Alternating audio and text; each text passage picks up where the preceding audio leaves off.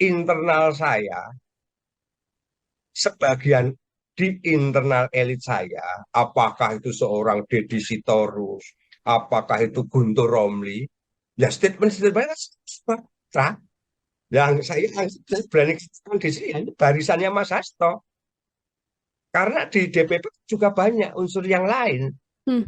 banyak elit-elit struktur yang lain. Karena saya lihat di struktur partai ada 33 kok pengurus DPP yang bersuara ya itu saja. Ini ada apa? Jangan-jangan ini hanya keinginan dari kelompok kepentingan Hasto. Ini ada yang vokal, yang ingin sebenarnya kritik membangun, tapi dianggap mereka adalah ancaman. Ancamannya apa? Wah, ini meracuni yang lain. Kalau sudah seperti itu, kembali tadi ke pertanyaan Mbak, saya akan suarakan ini terus. Hmm. Dibunuh pun saya tidak akan takut ancaman itu.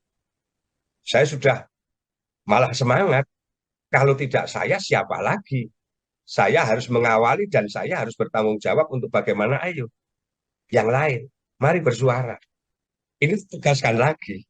Kalau seorang Hasto Kristianto itu orang hebat, negarawan, kesatria, sebenarnya negara tidak perlu direpotkan dengan hiruk pikuk seperti ini kok.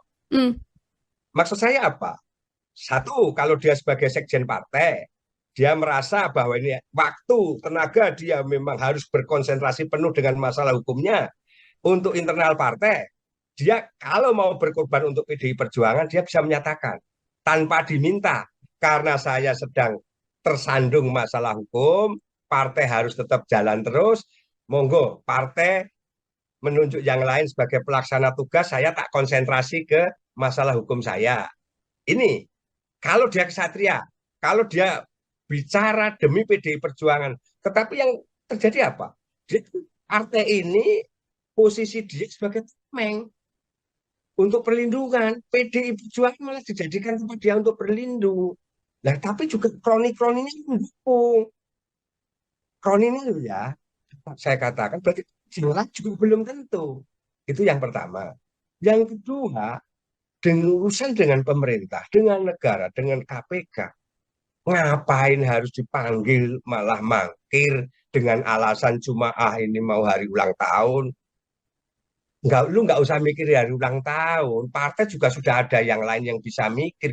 Lu fokus. Tapi sebagai bentuk kesatria, datang langsung ke KPK. Saya Hasto Kristianto tanpa ada surat panggilan saya datang.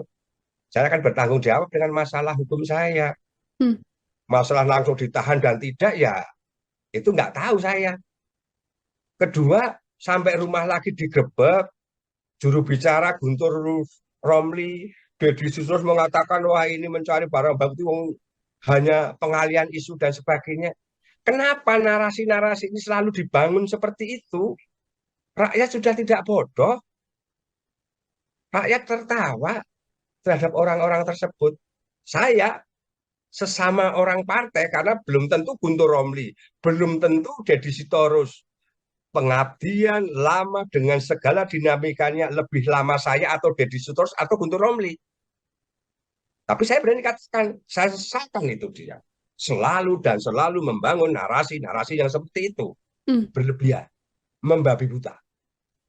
Seakan-akan partai ini hanya milik dia sendiri. Terus saya yang vokal kayak gini, mungkin dia akan diskusikan itu segera dipecat, disingkirkan saja. Nah, itu kan kepentingan dia. Saya akan juga dengan saya. Saya ditekan aja saya akan minta perlindungan kok pada pemerintah. Nah, kalau di partai memang mau lepas ya ada pembelaan saya saat kongres dan sebagainya. Yang ingin saya sampaikan kepada yang terhormat mungkin Bapak, Ibu semua kader PDI Perjuangan, masyarakat Indonesia yang mencintai negara Republik ini aman, saya berharap jangan sampai konsentrasi pemerintah negara ini hidup hanya sebagian dihabiskan energi untuk melihat, membaca dinamika hidup pikuknya PDI Perjuangan. Sebenarnya bukan PDI Perjuangan, masalah-masalah Hasto. Hmm. Itu jadi lebih baik Mas Hasto dan orang-orang yang selalu ini seakan-akan Hasto ini malaikat, ingin saya sampaikan bahwa rakyat itu juga butuh ketenangan. Negara juga butuh konsentrasi untuk bagaimana membangun pemerintah yang aman, yang nyaman, rakyat yang adil, pembangunan, kesejahteraan. Tapi ini partai kok.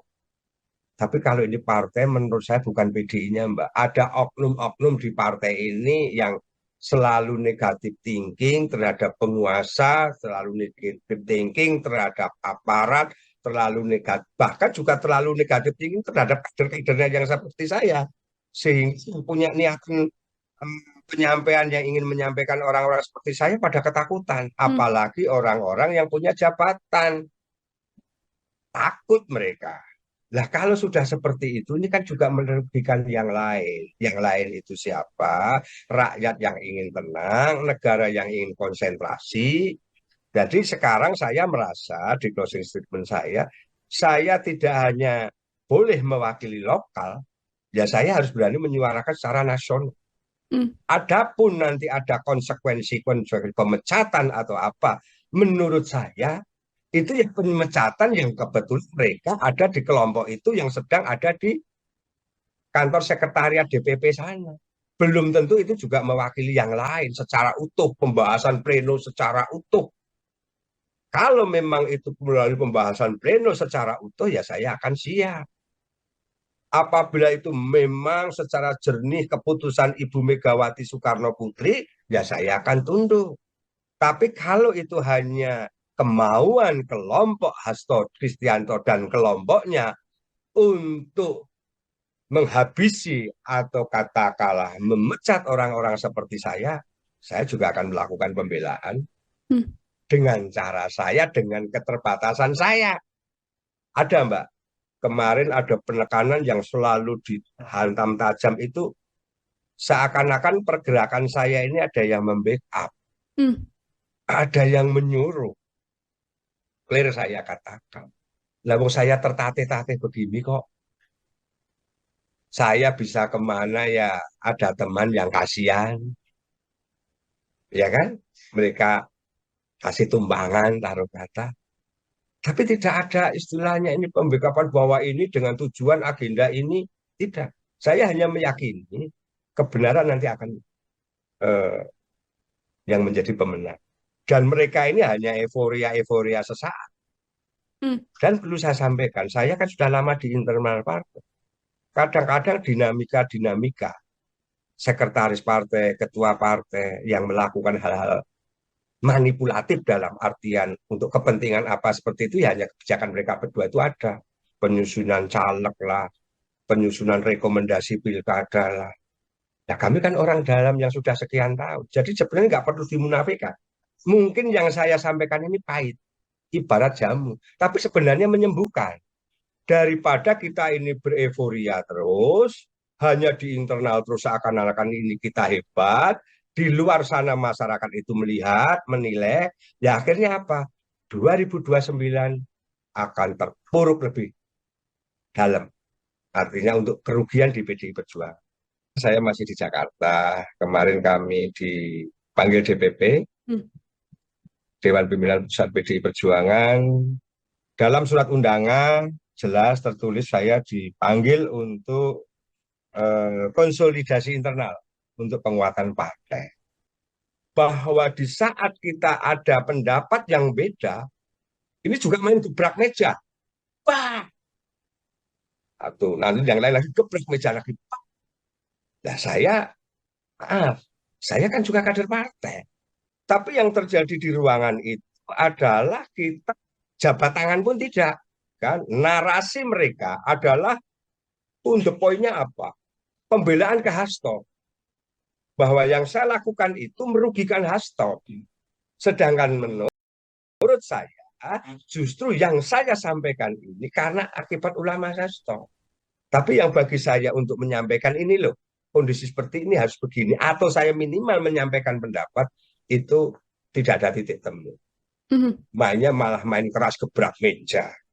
Tapi main gebrak itu ya menurut saya juga bukan hal yang tepat. Kalau yang di level atas saja sudah seperti itu, memberi contoh seperti itu, dan yang di bawah bisa berantem sendiri-sendiri, Mbak, di saat beda pendapat.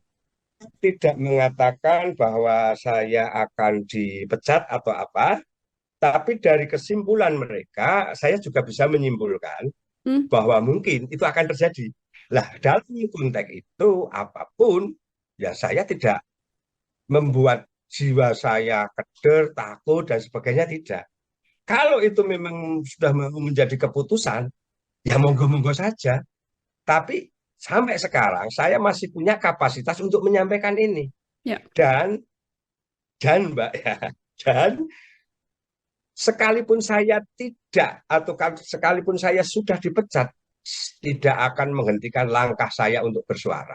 Saya pengurus partai yang tidak pernah terputus. Sedangkan mereka-mereka itu juga siapa sebenarnya, saya juga belum tentu mereka perjuangannya di partai ini lebih dari saya, tapi di saat menghakimi saya kok seakan-akan, waduh, sudah seorang dewa. Ini orang seakan-akan membabi buta mendukung Hasto, Hasto, Hasto. Kemarin juga tersampaikan bahwa Hasto adalah simbol partai. Hmm. Tapi bagi saya, sebagai seorang Sudarsono, lepas dari Sudarsono itu pengurus partai, tapi Sudarsono adalah juga warga negara Republik Indonesia. Hal yang terjadi sekarang untuk saudara Hasto Kristianto bagi saya memalukan. Dia tersangka. Dia dipanggil KPK saja juga tidak datang. Hmm. Oke, kan ada apa?